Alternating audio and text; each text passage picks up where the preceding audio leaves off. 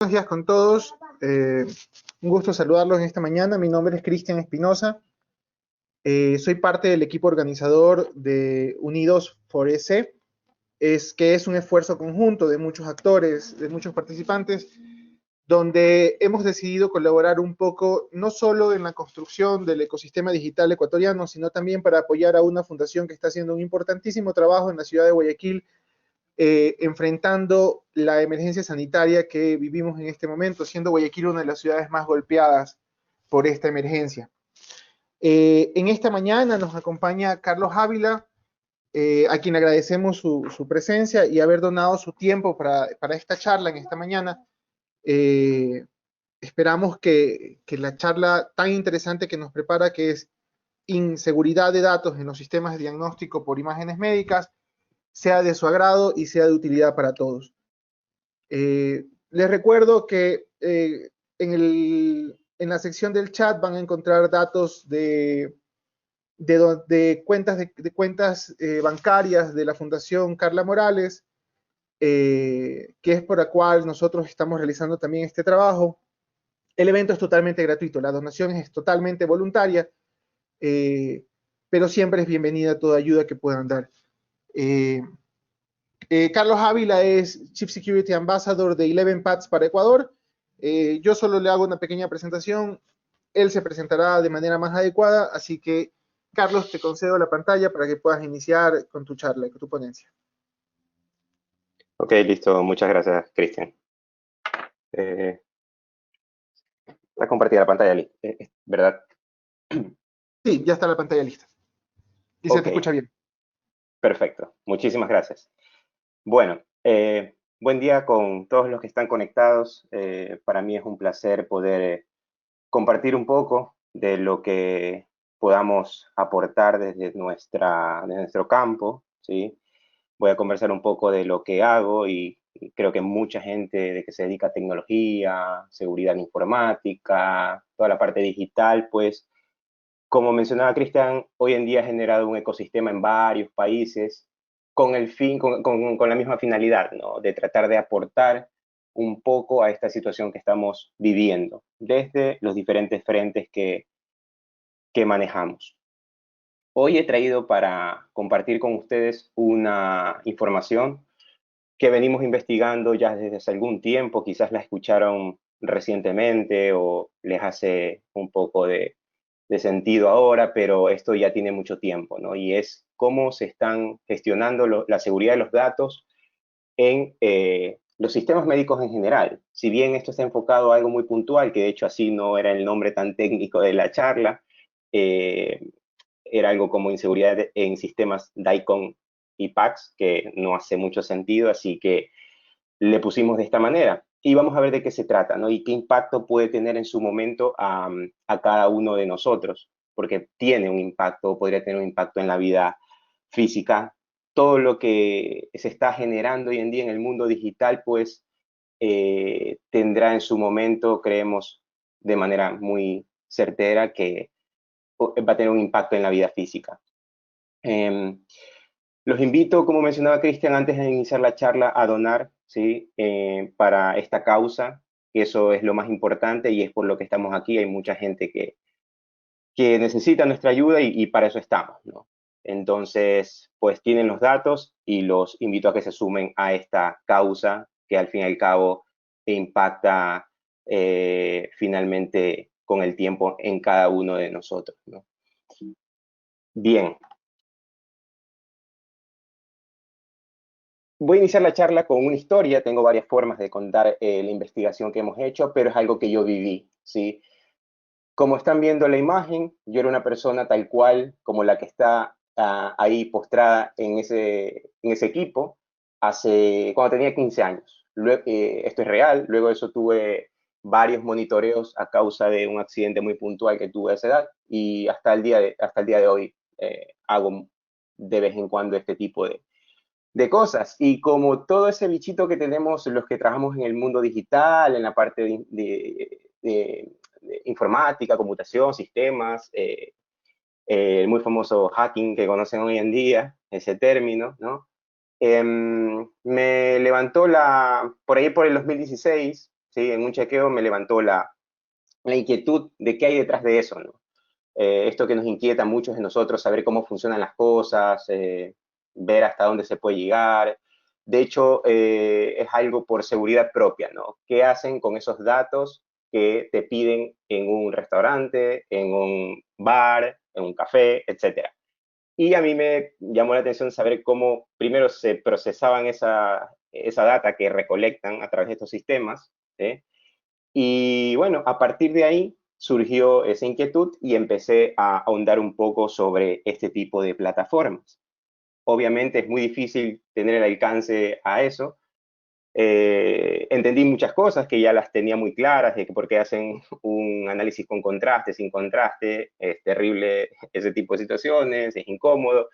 Y logré empezar a entender muchas cosas desde ahí y unir puntos hasta el día de hoy. Eso me llevó a esta investigación. Así empezó la historia. Yo soy Carlos Ávila, ¿sí? Trabajo para un área de seguridad digital, una área de ciberseguridad para una telco muy grande en el mundo.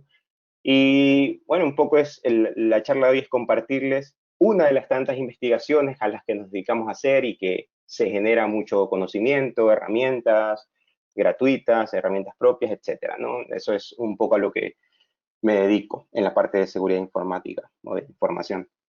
Están mis contactos por si quieren consultarme algo sobre la charla o algo muy puntual que luego vean activo en las redes sociales que frecuentemente estamos publicando sobre lo que hacemos, ¿no? Para hacer un mundo o intentar hacer que el mundo digital sea un poco más seguro. Ok. Quizás a muchos de nosotros este tipo de información que están viendo ahora en pantalla, no tengo nada contra ese médico o algo en particular, es un ejemplo que agarré de internet. Quizás a muchos no tenemos ni idea de lo que está escrito ahí. Si era en su momento que ibas al médico, te escribía algo y decías, sí, sí, entendí todo, ibas al farmacéutico y luego, pues nada, ni él entendía. Eh, y creaba mucha especulación, controversia, llamadas, preguntar si era o no era el medicamento, etcétera. Esto ha cambiado, este tipo de información, tanto la información de imágenes como la información de datos médicos, esto ha cambiado en el mundo digital ya hace mucho tiempo. Hay unos que aún se han quedado en ese instante de tiempo, pero la gran mayoría ha migrado. ¿Han migrado a qué? A cosas como las que vemos ahora.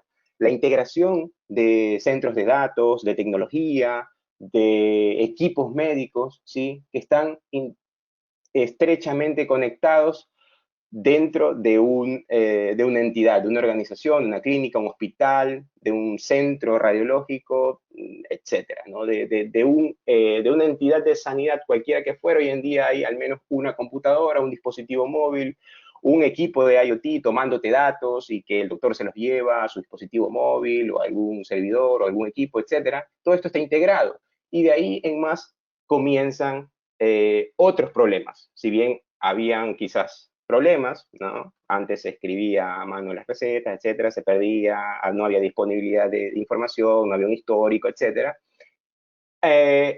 Eso, la tecnología ha ayudado para mantener una historia en el tiempo de tu valoración clínica, etcétera, pero se presentan nuevos problemas en la era digital. ¿Problemas como cuáles? Problemas donde los delincuentes en Internet hacen uso de esa información, aunque no parezca, para usufructuar de aquello, ¿no? En varios sentidos. Hay mercados en Internet donde se compra y se vende datos en general, ¿no?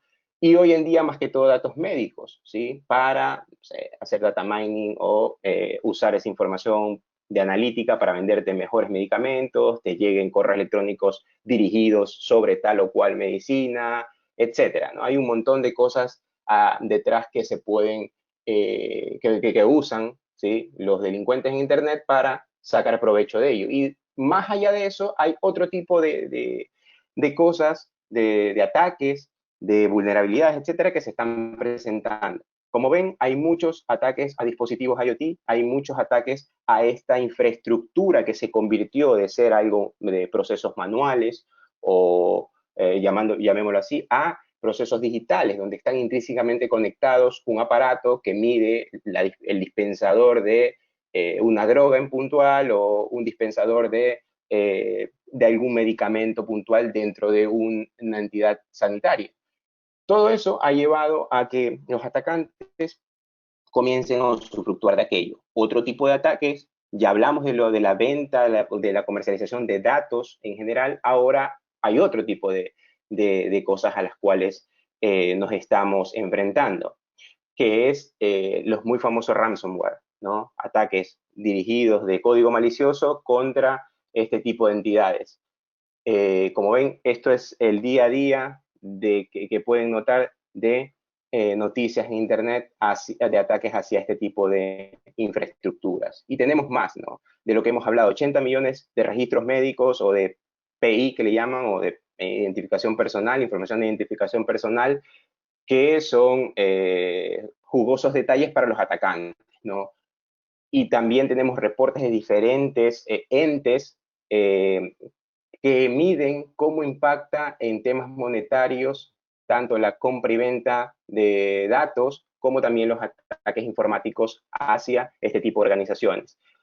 Y si hablamos de países que son punta de lanza en este tipo de cosas, hablemos países relevantes o de primer mundo, pues también sufren este tipo de ataques, no crean que no lo sufren, ¿no? El hecho está en que muchos de los procesos manuales, cómo se vinieron construyendo, o este tipo de industria vino del enfoque muy viejo, manual, y ha ido metiendo cosas digitales, que eso es, no ha concebido la seguridad digital desde su inicio, pues ha arraigado para que estos problemas sean mucho más,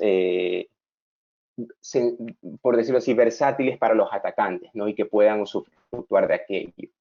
El campo es muy amplio para poder atacar, o que un delincuente en Internet busque cómo sacar provecho de esas debilidades de este tipo de infraestructura. Aquí hay un mapa donde se genera un montón de lo que conocemos como vectores de ataque, ¿no?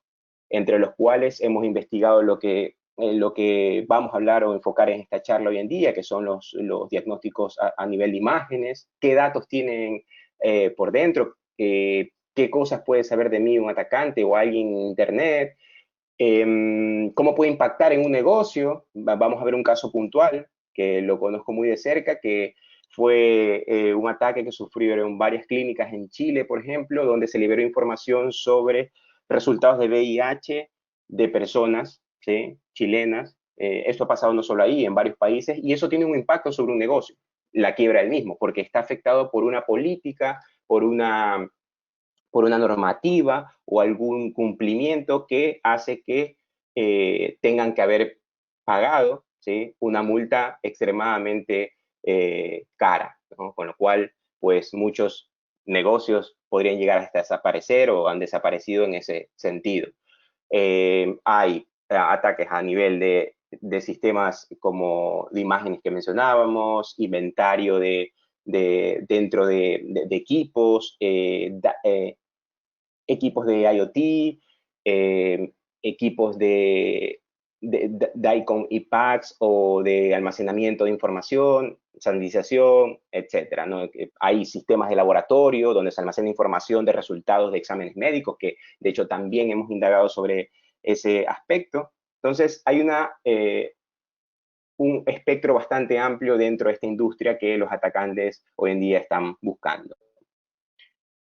Nosotros nos vamos a enfocar hoy en día a conocer por qué es importante o a qué estamos expuestos con este tipo de debilidades, tanto como personas que hacemos uso de esos servicios, ¿sí?, o si están del otro lado del área de TI, en algún tipo de industria de este estilo, o de manera general, o de conocimiento general, ¿no? Nosotros vamos a enfocarnos sobre este tipo de sistemas que son almacenan información de los diagnósticos médicos, no tanto que puede ser de un TAC, ¿sí?, una tomografía, una radiografía, de varios dispositivos, como ven ahí, tienen un código, ese código luego lo vamos a trasladar a información que podría haberse visto involucrada en un leak de información. Hablamos de CT, MR, o de equipos que generan electrocardiogramas, etcétera. Todos estos equipos, como pueden ver en pantalla, se comunican dentro de una red informática, una red de computadoras a través de protocolos, ¿no? A través de protocolos, dentro del más conocido es uno que se conoce DICOM, un protocolo del año 1980 y algo, muy viejo, el cual no contiene seguridad, ¿sí? En sí mismo. Por poner un símil, ¿no? TCP por defecto es inseguro, se agregó una capa de seguridad o como TLS o SSL para hacerlo un canal un poco más seguro. Algo similar pasa con este tipo de protocolos que funcionan sobre este tipo de industrias, ¿sí? Que son inseguros por defecto, ¿no? O de manera original. Hay muchas organizaciones y muchas entes que están trabajando o ya tienen parches, por llamarlo así, en el cual implementan varios tipos de protocolos sobre, de hecho, SSL o TLS es uno de los que se implementa sobre DICOM, para hacerlo más seguro. ¿Y qué es lo que básicamente hacen estos protocolos? Es interpretar los resultados de esos equipos, ¿sí? De diagnóstico, ¿sí? De radiología, de tomografía, de electrocardiogramas, etcétera, para que pueda ser interpretada esa información de ese hardware y pueda ser almacenado en algo que se conoce como PACS, que lo tienen del lado derecho, que es un computador con grandes prestancias de procesamiento que permite que toda la información que está en esos equipos sea almacenada ahí e interpretada. ¿Interpretada por quién? Por él mismo, por este servidor PACS, ¿sí? Y que otras personas puedan leer esa información. Caso puntual es cuando vamos al médico y él saca su tablet o su iPhone. De hecho, hoy en día hay entidades que te envían un link propiamente y tú puedes ver imágenes desde tu computador, ¿sí? A través de un software. Ese software, que puede ser una página web o un dispositivo móvil, una aplicación que te permite ver los resultados y las imágenes como tal, pues está llegando o alcanzando al servidor PACS, ¿sí? Que es Picture Archive System, o sea, un sistema de almacenamiento de imágenes, ¿sí? Vamos a ver varios vectores de ataque que nosotros hemos analizado, entre los cuales están lo que se conoce como DICOM o PACS Viewer, o sea, software que te permite ver e interpretar esas imágenes. Y si vamos enlazando con el tema de la historia que comenté al inicio, de saber cómo funcionaban, qué es lo que hacían para interpretar esa información y que tú puedas ver la imagen, más bien por ese lado, no por el lado médico, sino por el lado informático, pues obviamente es muy difícil, por decirlo así, a un investigador llegar a este tipo de equipos. Con lo cual empezamos con algo bastante básico, sencillo, es ver si algunos de estos equipos están expuestos en Internet, así como hoy en día puedes buscar si no sé, una refrigeradora o una cámara web o algo esté expuesto a Internet, pues hay sistemas como Shodan que permiten que tú puedas buscar si algún tipo de protocolo o equipo está expuesto a Internet. Y estos resultados son un poco antiguos, ¿no? No son actuales, quizás haya más o menos, depende de lo que nos ha dejado la pandemia, pero tenemos varios equipos ahí expuestos, ¿no? Como ven, en diferentes países del mundo. De hecho, nos encontramos en la búsqueda cuando empezamos a hacer las búsquedas de este tipo de equipos y ver si están comunicándose, si tienen respuesta, etcétera, varios de estos equipos en su momento tenían incluso otros protocolos de mayor impacto, se podría decir, expuestos a Internet, como puede ser compartir un directorio entero con imágenes médicas de todo el sistema o o sea, de registros médicos con un directorio compartido, o sea, como lo compartes en cualquier red interna, ¿no?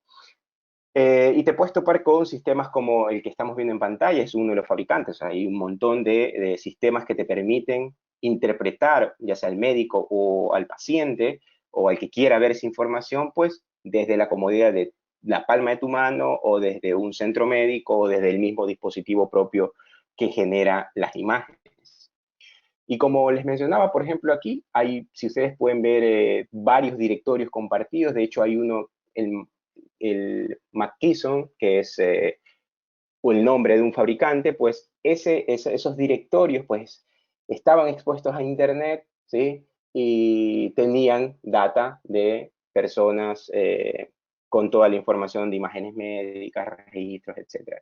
De hecho, también a través de búsquedas, lo que se conoce como Google Docs o búsquedas avanzadas en buscadores en general, no solo en Google, pues puedes llegar a este tipo de saber qué tipo de sistemas, fabricantes están expuestos, etcétera. Cabe recalcar que dentro de la investigación igual lo voy a mencionar, van a darse cuenta que muchas de las vulnerabilidades que se encontraron en su momento pues fueron reportadas, muchas subsanadas, otras quizás no, pero eh, eso es el, la responsabilidad que se debería tomar, ¿no? Previamente a divulgar cosas como, más que todo, de esta magnitud. Eh, Acá hay otro ejemplo, ¿sí? Un servidor en Polonia, ¿sí? Donde si ustedes ven ese directorio que se llama Pax Archive, ¿sí? DICOM Pax Archive es todo un recurso compartido con todas las imágenes del sistema abierto a que cualquiera pueda consumirlos con información de diferentes personas. En este caso, bueno, era una universidad, pero era un hospital universitario. En fin, pues, toda esa información que pudimos recoger, digamos, ¿no? Sobre fabricantes, qué tipo de software, protocolos, leer papers, etcétera, nos impulsó a seguir avanzando en la investigación. Y uno de los primeros resultados que obtuvimos, y los invito a que puedan revisarlo, para los que se quedan ahí con un poco falta de detalles, cada una de las cosas que voy comentando pues están expuestas en el blog, donde hemos ido, por ejemplo, este artículo es del 2017, aún tiene validez obviamente, donde hablamos sobre una radiografía de las debilidades y fugas de información en sistemas médicos, ¿no? Y hablamos de varias cosas más a detalle técnico. Y en base a este primer alcance, lo que hicimos, luego de entender algunas de las cosas de cómo funcionan y demás, agarrar un intérprete. En este caso, una aplicación que se conocen como DICOM Viewers, ¿sí? El que puede usar un médico, o tú en internet, o alguna aplicación desde tu dispositivo móvil, en donde podrías hacer una consulta y arbitrariamente, a partir de que el equipo donde quieres consumir esa información no tiene ninguna protección, desde lo más básico puede ser un usuario y clave para poder obtener esa información que obviamente es privada como la están viendo, esta es información real que en su momento se detectó. Aquí tenemos 5.000 estudios de un hospital X, ¿no? Como ven, con el nombre del estudio, el nombre del paciente, datos privados como puede ser un número de cédula o DNI, la modalidad en que fue tomada, o sea, un análisis de tórax, un TAC de tomografía, la descripción de lo que se hizo, un código, eso tiene que hacer referencia con el sistema propiamente, el número de examen. Bueno, hay un montón de campos que con una simple consulta, un tercero en Internet, con algo tan básico como un programa, puede obtener mucha información relevante acerca de la vida de alguien, ¿no? De hecho, hubo muchos de este tipo de servidores PAX expuestos en Internet. Hubo una empresa una empresa de tecnología, de seguridad, que luego no sé si fue en el 2000, ahora no mucho, 2018, fines de 2018, generó todo un paper igual completo, indicando que habían servidores expuestos a Internet y con toda la información, etcétera, algo similar. Recorrí Internet buscando este tipo de información y como ven, hay mucha información expuesta ahí. Yo he preparado aquí una demo, ¿sí? Es un video, o sea, obviamente no lo va a hacer en vivo por cuestión de tiempo y demás, eh, en donde muestro, cómo es realizado, ¿no? Aquí, por ejemplo, agarré, se instala un software en un sistema, en este caso en Windows, puede ser en cualquier otro, con un DICOM Viewer, ¿sí? Lo único que este tipo de software te permite ver resultados desde un CD, ¿sí? El típico que te entregan cuando te tomas un TAC, una radiografía, una mamografía, etcétera. Te entregan esa información y tú puedes leerla en tu máquina, o el doctor. Y también te permite conectarte a un servidor en Internet, Por ejemplo, en este caso hay un test a un servidor de Japón. Eso tiene un IP por detrás que te conectas a través de este protocolo DICOM, buscas información filtrada, no filtrada, etcétera, y te trae toda la información acerca de personas, donde puedes obtener datos relevantes de personas, como mencionaba, y datos de nombres de paciente, códigos, etcétera, nombre descriptivo del estudio que se hizo, en este caso está en japonés. Datos de la plataforma, ¿sí? En este caso, si algún atacante quiere buscar fallos de seguridad sobre esa plataforma puntual, por ahí leí algo de que decía Cónica, puede ser otro tipo de fabricante, en donde, bueno, luego de eso podrá buscar mayor información o intentar explotar alguna otra vulnerabilidad que permita, por ejemplo, acceder a ese centro médico, etcétera. O sea, hay un montón de vectores que se abren ahí para poder usufructuar de este tipo de debilidades, desde información hasta otro tipo de cosas, ¿no? Entonces, tenemos datos muy concisos en donde alguien puede obtener, seguro ya lo obtuvo en su momento, este es uno de los casos, ¿no? Hay 300 estudios, creo que esa fue un poco la idea, ¿no? Entonces, fue donde partimos con el primer alcance hacia esto. Como ven, no teníamos acceso a los dispositivos, pero a través de pruebas de concepto, reportando este tipo de vulnerabilidades, quizás algunos hicieron caso, otros no, pero es un poco la responsabilidad que se debe tener.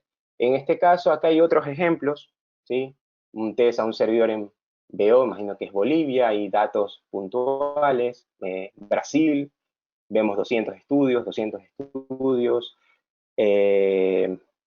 aquí hay casi 3.000 estudios realizados.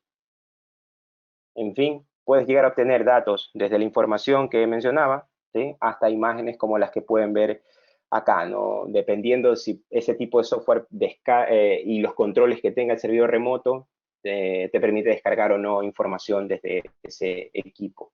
Otro tipo de vulnerabilidades sobre lo mismo, sobre aplicaciones que permiten ver información de este tipo de hardware.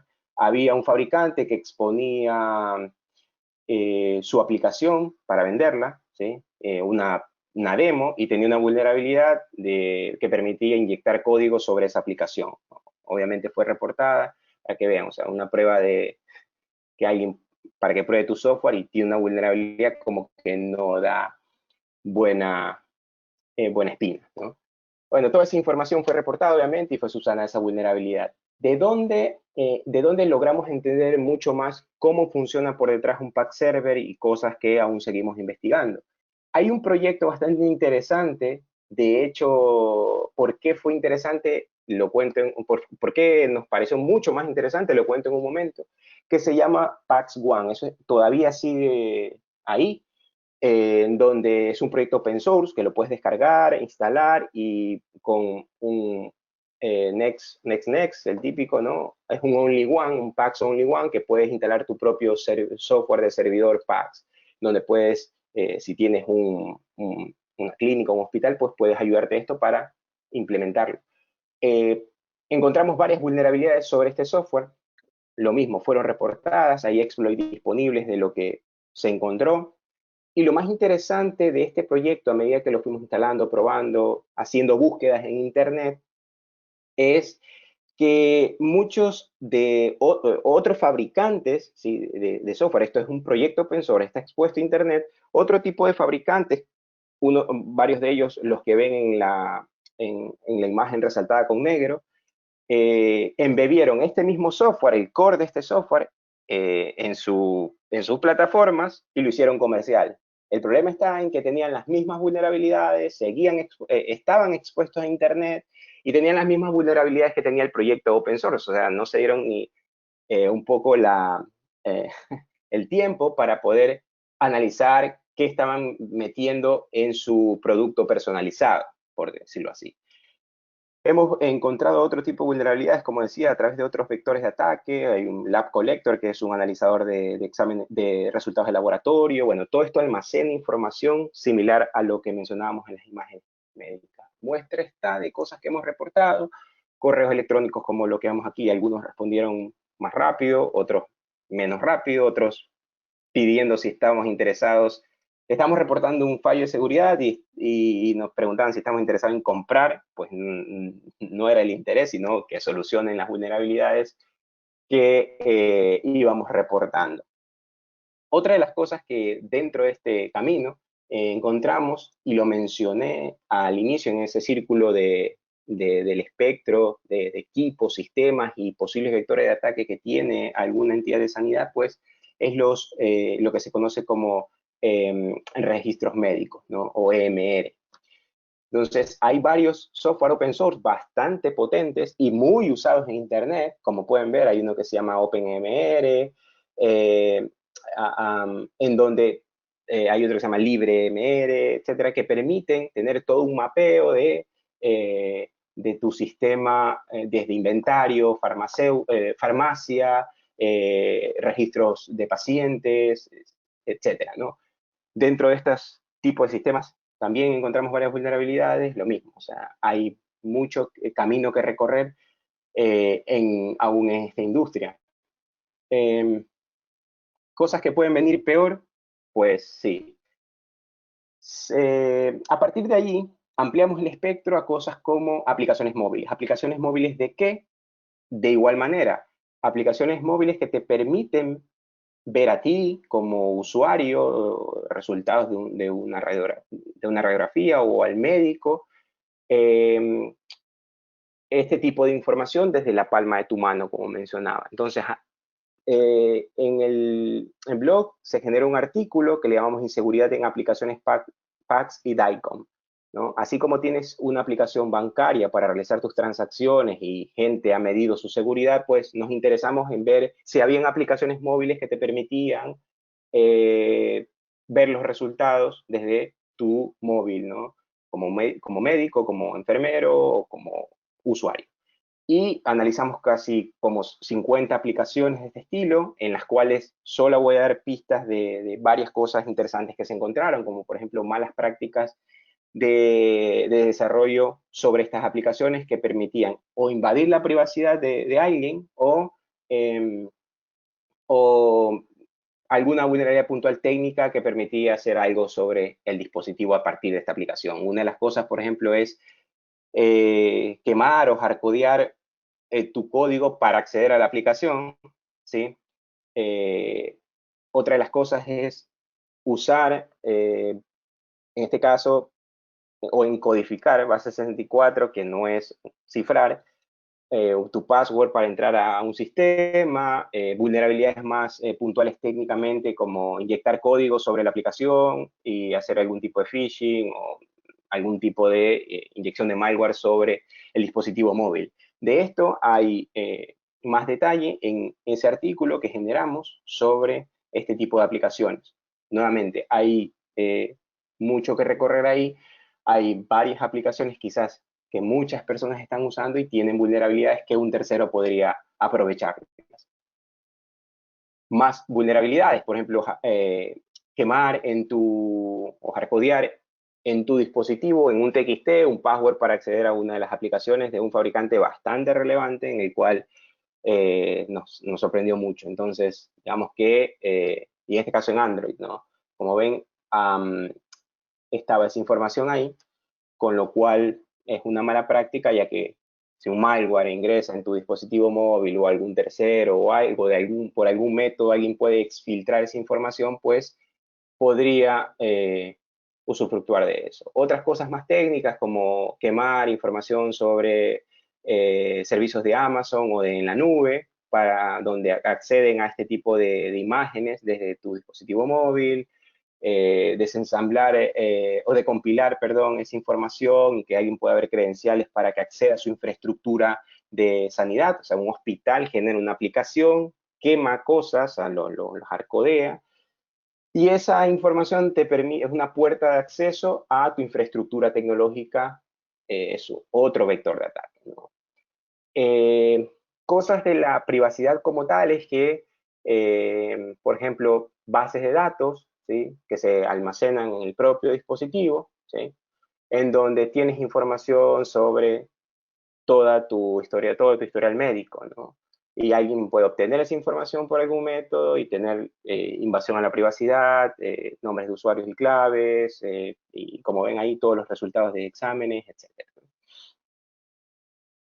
Todas las aplicaciones fueron analizadas, hay un esquema bastante interesante que indica cuáles vulnerabilidades se encontraron, qué métodos se usaron, herramientas, hay muchos más detalles sobre esta investigación. Algo que resaltar aquí, ¿sí? Es esta información que me llamó la atención, ¿no? Según un informe, ¿sí? Del Centro para el Control de Prevención de Enfermedades, así se llama, de Estados Unidos, los errores médicos ocupan el tercer puesto en una lista de causas de muerte en los Estados Unidos. A partir de qué toman hoy en día decisiones muchas industrias, no solo la bancaria, no solo la digital, el retail, etcétera. No hablamos mucho de Big Data, inteligencia artificial, Machine Learning, todos esos términos que se derivan de data para tomar decisiones. Suena algo loco, pero en su momento, y ya se vienen dando en ciertos aspectos, ¿no? Como dar dosis de insulina a una persona que está postrada en una cama en un hospital o determinada droga suministrar, o sea, hay un montón de posibilidades y eso cada vez es más frecuente. Con lo cual, ¿sí?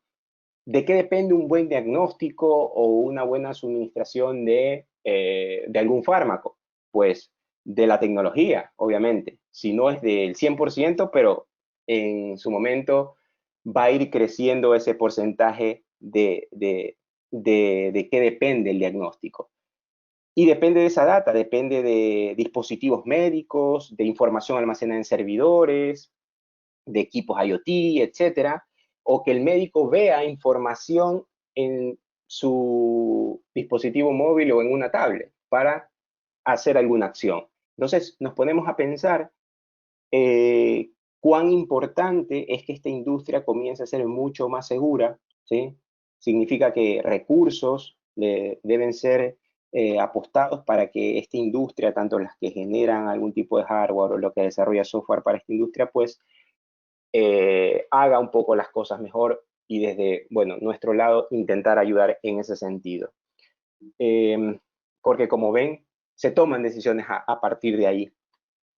Otra de las cosas que también revisamos es esta noticia que apareció en su momento en un blog bastante interesante que habla de Healthcare IT, en donde habla de un software que es muy viejo, se llama BA, BA Vista, algo así, que lo que hace es almacenar toda la información de los veteranos en Estados Unidos, o sea, es mucha información muy privada, en donde recién, si ustedes ven la noticia, es el 2017, este señor, el presidente de los Estados Unidos, pues recién dictaminó en que obviamente el software es obsoleto y debería ser migrado o estar siendo migrado ipso facto porque no da para más.